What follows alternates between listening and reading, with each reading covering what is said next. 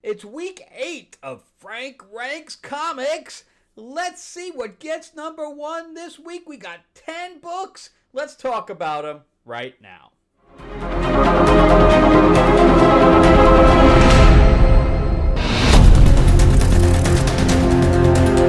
Welcome back to the channel, everyone. Thank you so much for spending time with me as we rant about movies, comic books, and television shows, as well as the occasional board game. I am your host, Frank Zanca. I'm an award-winning screenwriter, novelist, and comic book writer, as well as a filmmaker. And yep, gonna start back working. I'm working on a budget right now for a film. I just got put in for probably a pretty big film shooting back in LA that has some pretty big names in it. And then I'm gonna be working, doing verticals for the foreseeable future until some things start opening up. But at least I'm gonna be working. It only took 2 years to get back into the swing of things here. So yeah, because I'm starting to get calls. That's a good sign. But independent films are back into the swing. But if you'd like to read anything that I've written, go to Amazon.com and just type my name, Frank Zanca, into there. You'll see my 4-book series, Destiny Aurora, which is made into a graphic novel. It's on Audible. These are all on Kindle as well. It was made into a board game. It was made into an RPG. Then I have my fantasy book, Tales of Ravenor. I have a Holocaust biography, a true life, obviously, made by a biography. And that's called The Escape from Berlin. And then I have The Awakening, which is like The Sixth Sense. So it's like a ghost story. There's a little bit of everybody on my thing. Everybody tells me, no, you should be writing one particular thing, but until I get famous making one thing, I'm gonna just write everything. But yeah, so definitely check that out. And also, I was watching Adam Does Movies. If you're not familiar with his channel, and he said something very interesting. He just hit 100,000, but he's been doing this for like way longer than I have. But he's like, stick to one thing. But I kind of all over the place, right? I just doing basically pop culture. But let me know what you guys think. Should I be doing the comics on a different channel than the movies? Let me know about that. And because I guess I could do, like, I also do like unboxings and stuff like that.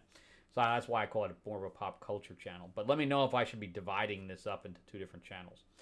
But yeah, we're going to talk about 10 different books this week. I bought far too many, and then this week is going to be pretty big as well. But anyway, let's jump into number 10. This is Cullen Bunn. I actually like Cullen Bunn. I like his 6th gun, but this did not do it for me. In fact, I should probably move it so you can see it. So there you go. I was just doing a movie review, so that's why it's on the other side. But yeah, this is called Jump Scare, which is actually the name of the character. And her parents are very religious, and she likes horror movies, and she can take the power of any, or the weapon of any movie that she's seen. Only horror movies. So it's a little weird. I don't know if it really works. And I know a lot of people do like it, but he's also not referring to real life movies, which he can do as long as he's not showing the character. He can name the movie. That's public. But like, she gets a chainsaw. Why can't he just call it Texas Chainsaw Massacre? I don't know. It's because it opens it up. If he just can make up a movie, then he literally can have her do anything, which I think is his plan, is that if everything is just all made up, he can make up whatever he wants. He can give her anything, and I think that doesn't limit it enough. But yeah, so this just didn't work for me. I won't be continuing it.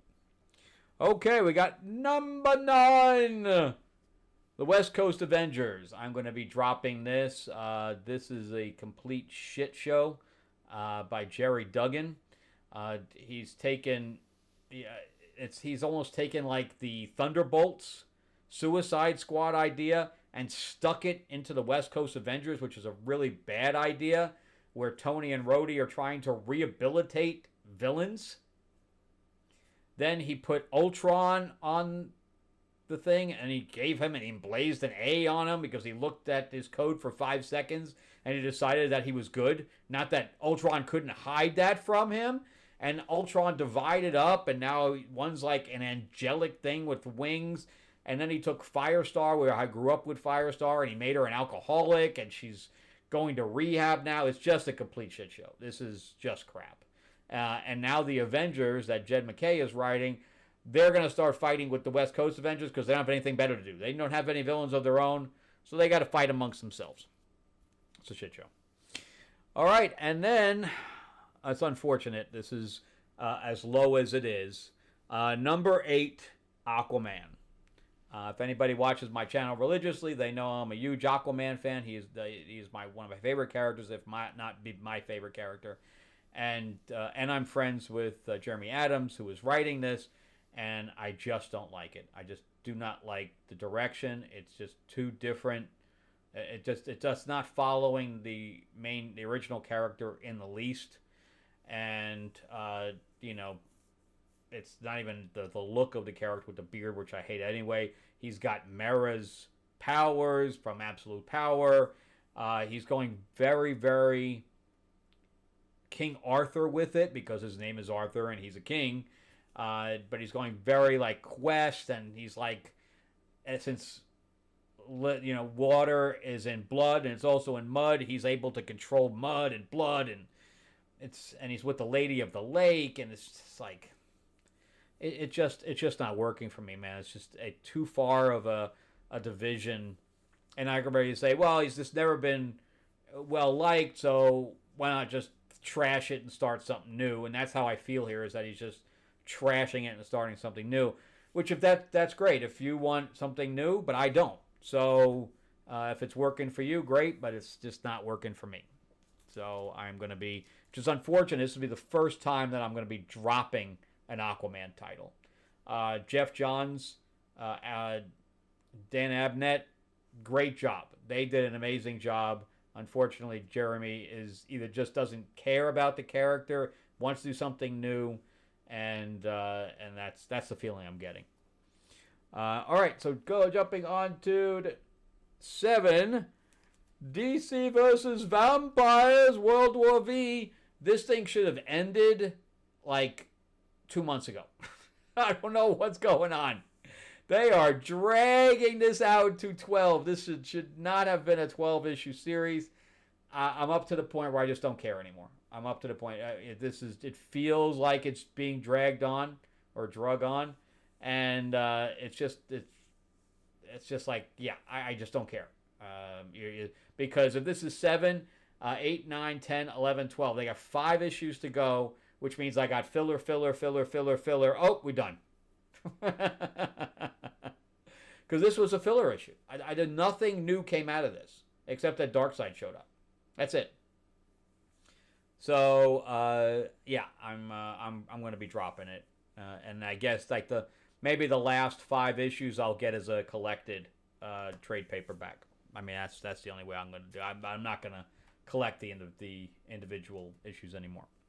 Number 6, Void Rivals. I like this one. This is by Robert Kirkman, who created The Walking Dead. And I do like how this thing was really, it was kind of supposed to be almost like, or it started out being like an enemy mine, where we had 2 warring races that were going after this meteor to get water out of. They end up shooting each other down. So they have to work together to make their ships. They have to use parts from each one of their ships to get back. And they go on this like adventure. And then they realize they're the same species. And they end up running into a transformer because it's part of Energon universe. Now we have Springer in it. And we have a whole bunch of other... ends up that the ring was actually created by a transformer. But we have some weird stuff in here, where we have Cybertron, the transformer that left, had this thing follow her that ended up eating a sun and creating a black hole, and it trapped them in the black hole. That's not how black holes work, man. That is not, because it's sticking its arms out of the black. That's not how that works. That is not how that works. So he's about to escape the black hole. Yeah, no. But I feel like this is dragging on too. I'm going to get this because we're up to what, 17 now or something like that? What are we on? Yeah, 17. I'm right. So 17, I'm going to collect this to 24. If it's still going after that, it's just going for no reason. I mean, right now the main characters are split, stuff like that. Number 5, I read digitally. Solomon Kane, number 1. I really liked the movie. I thought they did a good job with the movie. I like Solomon Kane a lot. I thought the artwork in here was really good. And I think this is Titan because it's coming off the Robert E. Howard stuff that's with Conan and all that, the Blackstone. But yeah, I like this. I just don't know where it's going yet. So it started out with Solomon Kane on a ship, and they attack a pirate ship, and he ends up going after who he thinks is the captain and kills the person. And then it ends up not being a captain. He ends up being a passenger. And he's like, oh shit, my bad, sorry. And the guy hands him this snake and says, you need to go to Italy to hand this over to where I was supposed to go, to an inventor or whatever else. And there's some kind of a regime over Italy right now. And so he ends up being hunted for this artifact. And he ends up getting to the family or whatever else. That's where we're at. So I have no idea what really this is about yet. But I like it. It's just, it's a kind of a slow burn already because I don't know where this is going. But I like the whole part on the ship and all that. I thought that was all good. All right, number 4, Batman and Robin. So I'm continuing to like this, but I feel like this is getting drawn out too already. This is the Memento storyline. And I like everything they're doing with. I don't understand Memento. I don't understand him. I don't understand what he's after. I don't understand how he grows and shrinks. And and I know over the things like a mental thing, like Scarecrow. He's using the Scarecrow formula to some degree. But really, the thing about this is the Damian stuff. I like the backstory of Bruce being taught about this detective, and he's also with a group, and one of the group is a woman that ended up working for Scotland Yard, and she's now part of this thing. She's working with Damian. Damian was given the journal of Thomas Wayne, and he realized that maybe he wants to work in the medical industry, and he was mean to this girl who ended up getting hurt, and he feels responsible. He's got like PTSD from it. So there's a lot of good stuff. He may want to leave being Robin. Again, a lot of good stuff here. So I like it, but I think this particular storyline is just getting drawn out too far. A lot of writers are doing that. Just give me 6 issues of a story and end it. I don't need 12 issues of a story. It's just too much, man. You can do an entire novel. Put it this way. Destiny Aurora, 150 pages, 6 issues, one full novel, 400-page novel. So if you have 12 issues, it's like, 800-page novel. And you don't need anything that big. So yeah, whenever you're reading an 800-page novel, you don't think that thing feels drawn out. So anyway, this needs to end, and I'm still not understanding the villain at all. This is more around Batman and Robin, which is the name of the book, of course, but it's more about them than it is about the villain at this point. All right, number 3. Jeremy Adams does hit my top 3. The reason I'm not collecting Flash Gordon in hard copy is because I do not like the design for Ming and Aura. I don't like the species that they came up with. That was more. It looks more like what's the Warlord of Mars stuff, the alien from Mars. That's what it more looks like, and I don't like it. But I like everything else, and we have a really good story here with Voltan and his son, where I guess when he was stopping whatever Ming was doing, he ended up destroying Mongo. And so he's being called the Planet Killer. But also we have this backstory of him and his father, where he wants to be a same thing in the movie. He wants to be a football player, and his dad's like, no, you have to use your brain. So he doesn't want him to go. He's going to go on like on a full scholarship. His dad doesn't want him to go. So we have that conflict there that I like. I liked all that. And then we have this battle between Voltan's kid and him where he calls him out.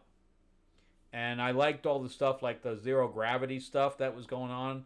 Because they live in, instead of in the flying city, they're in Space City, which I guess is domed.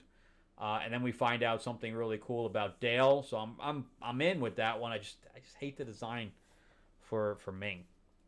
All right, number 2, Conan, and these next 2 are like a month late because of Diamond, and I'm really hoping that Diamond just goes out of business so we don't have to deal with this anymore.